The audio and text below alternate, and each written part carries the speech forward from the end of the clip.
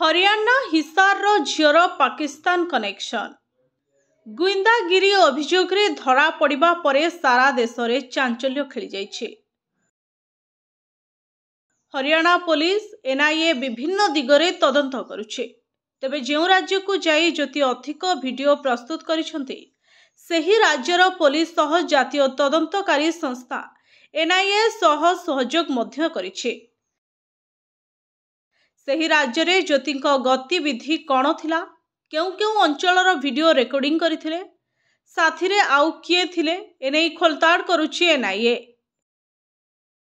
तेबे जेउ राज्य सह एनआईए जोगाजोग करिछि सेगुड़िक हेला ओडिशा, उत्तर प्रदेश, उत्तराखंड, पश्चिम बंग, पंजाब, जम्मू काश्मीर, राजस्थान। ज्योतिंको इंस्टाग्राम और फेसबुक अकाउंट रे अनेक स्थान रहिछि जेउटी पहुंची से सह सह वीडियो करबा सह सोशल मीडिया रे पोस्ट करछन्ते।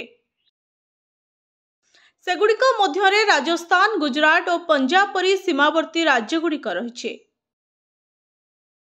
पुलिस रो संदेह करुछि जे संवेदनशील स्थान गुड़िकर अधिक वीडियो करुथिले गुप्तचर। तेबे मे 26 पर्यंत रिमांड रे थिबा ज्योति और अन्य गुप्तचरठु अधिक तथ्य जोगाड़ करबा को लागि पड़िछि हरियाणा पुलिस। सेपटे ज्योतिंको बापा कहिसंती तांको झियो को मिछ मामला रे फसा जाइछि। ज्योतिंको लैपटॉप और फोन फोरेंसिक रिपोर्ट रु अधिक तथ्य मिलवा नै संभावना मध्य रहुछि। अन्यपटे काश्मीर रो किछि वीडियो मध्य सामना को आछे। एठाकार मुस्लिम अंचल रे 12 दिन रहिथिले ज्योति। केवल सेतिकि नुहे, कथावार्ता और पोशाक सबु किछि मुस्लिम परी थिबा नै वीडियो रे देखिबा को मिलिछे।